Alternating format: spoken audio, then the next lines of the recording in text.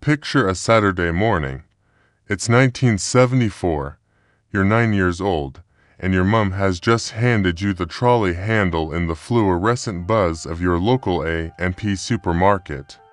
The linoleum squeaks beneath your shoes. The air smells of processed cheese and floor wax.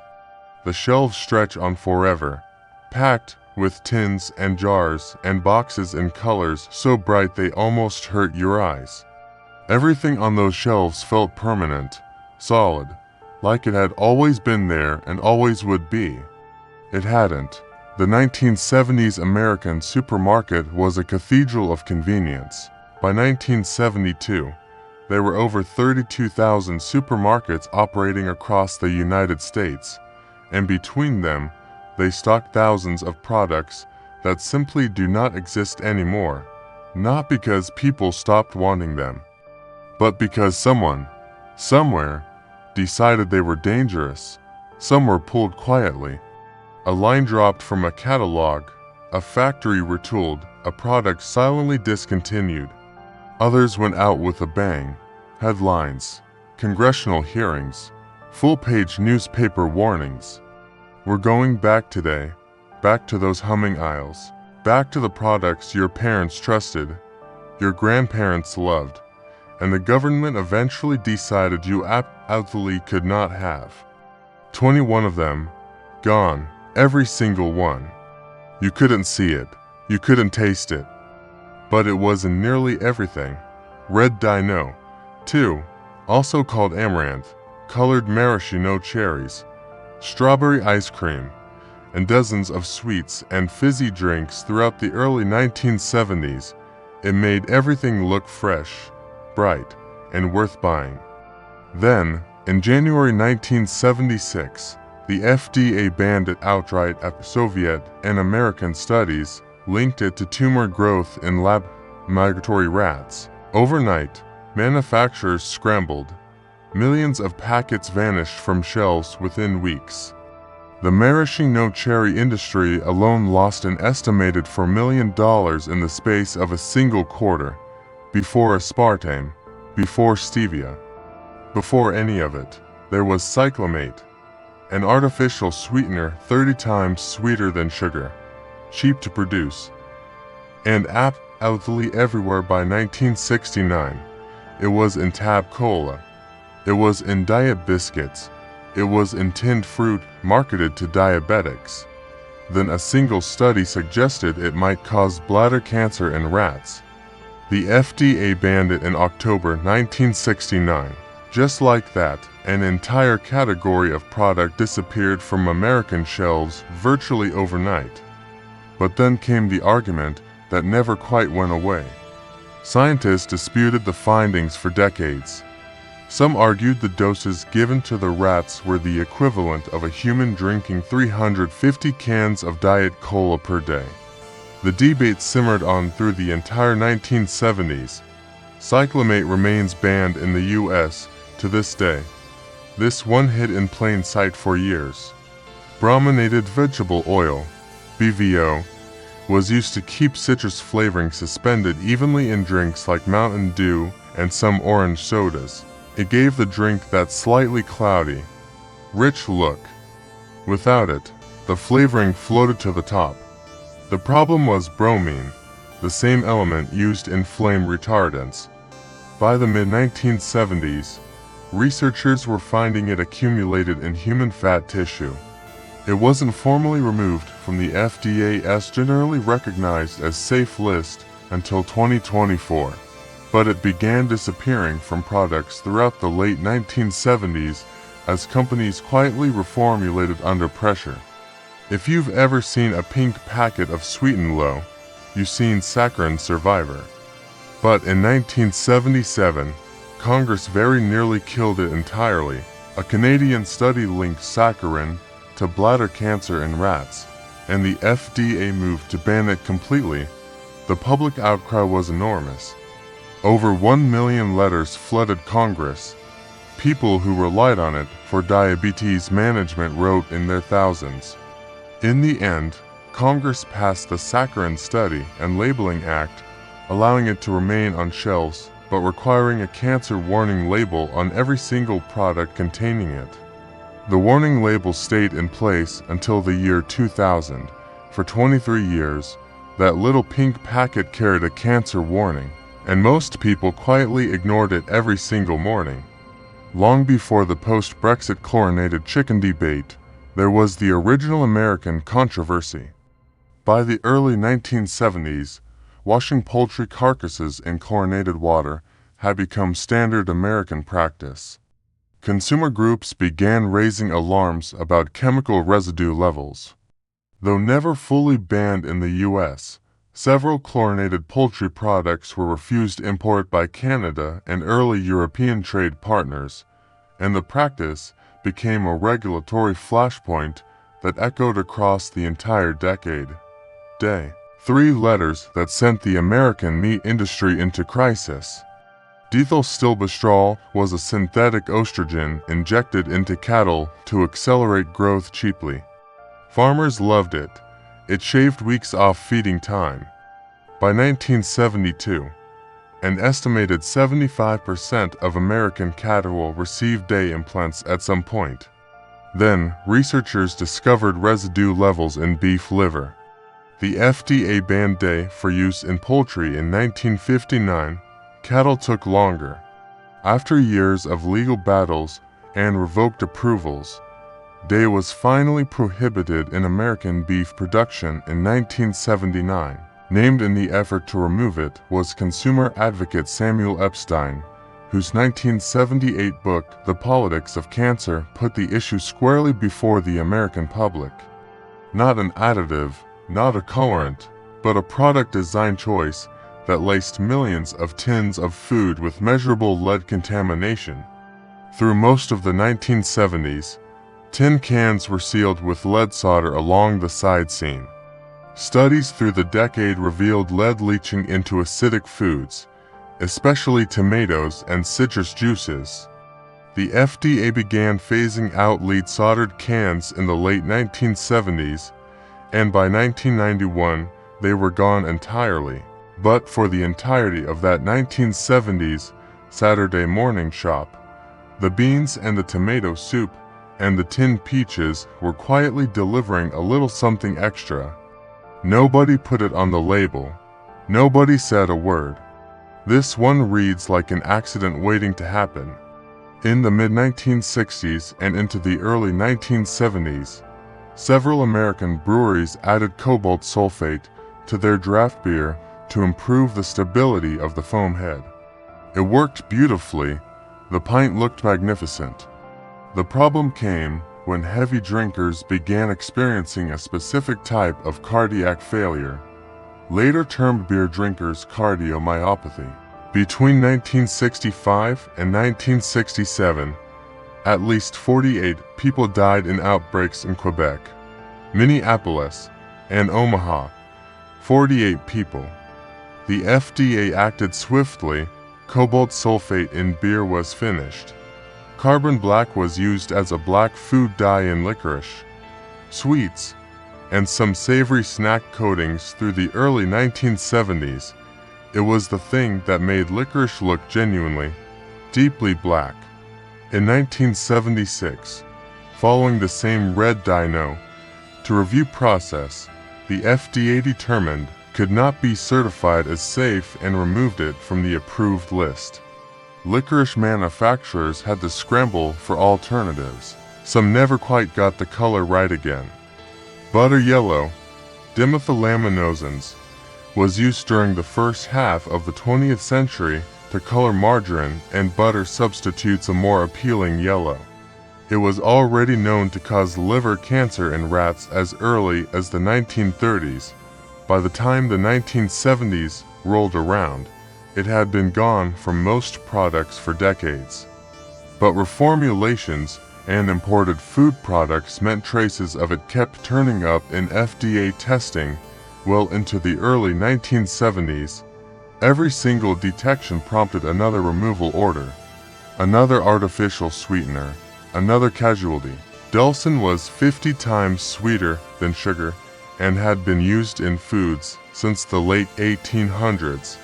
By the early 1950s, the FDA had already raised concerns, but it lingered in certain imported confectionery and specialty food products that circulated in American shops well into the early 1970s, until tighter import enforcement finally swept it out. This is the one that changed root beer forever.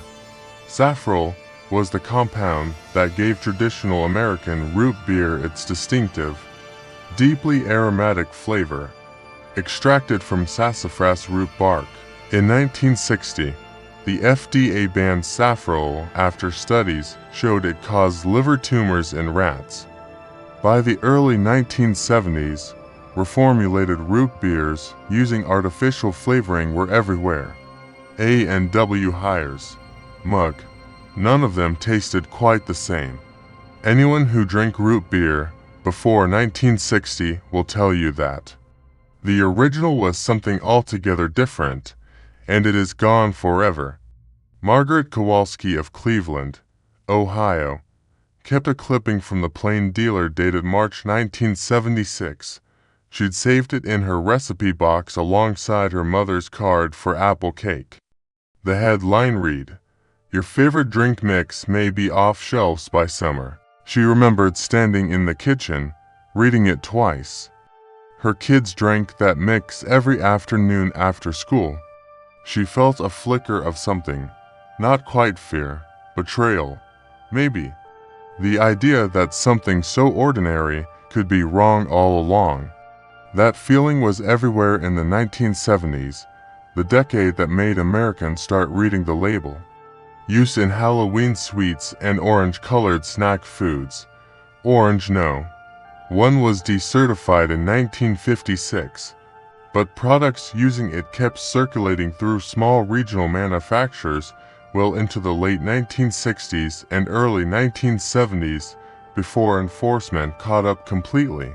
FDA inspectors found it in pressed sugar sweets and some imported confections as late as 1971, 15 years after it had officially been removed from the list.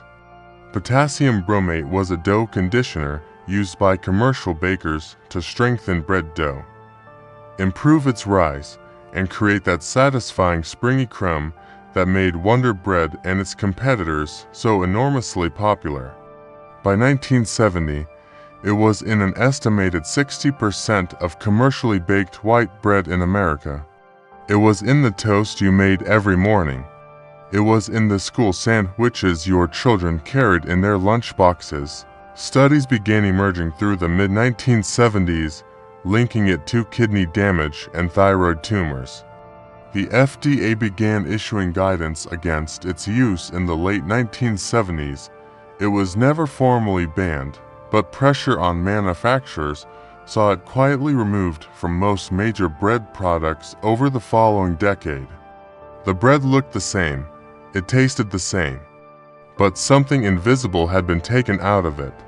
Not a food ingredient, but absolutely a supermarket product.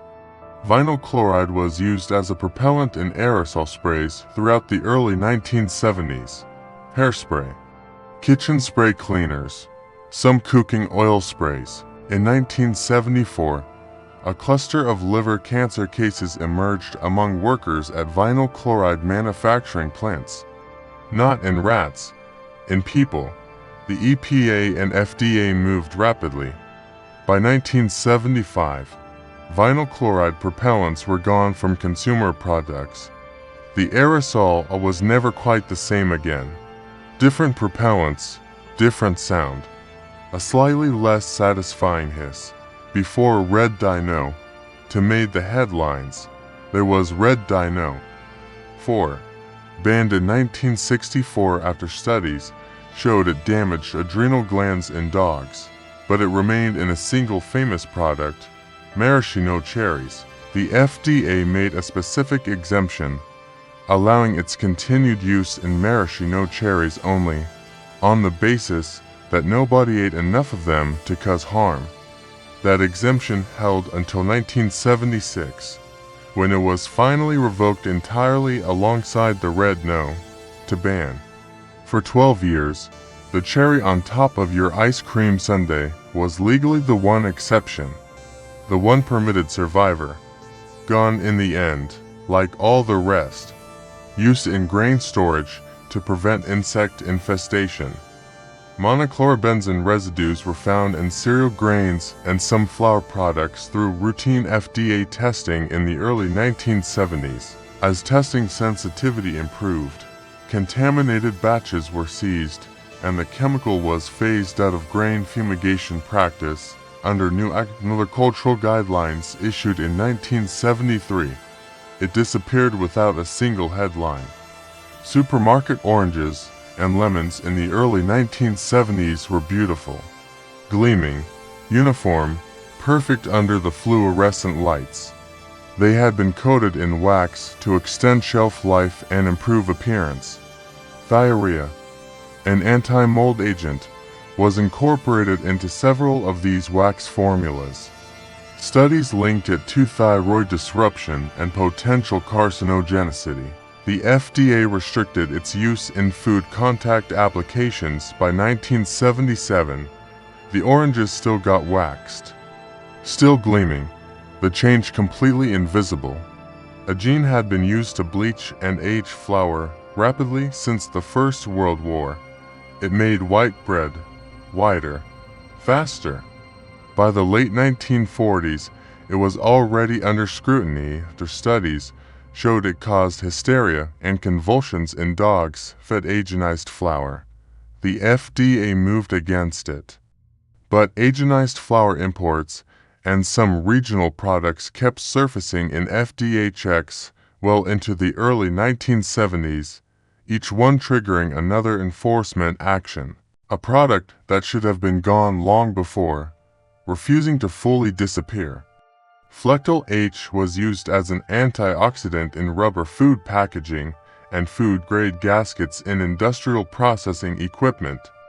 Through routine migration testing, it was found leaching into packaged foods, particularly fats and oils, at levels the FDA deemed unsafe. Regulatory action in 1973 mandated its removal from all food contact materials. Sometimes the danger was not in the food itself.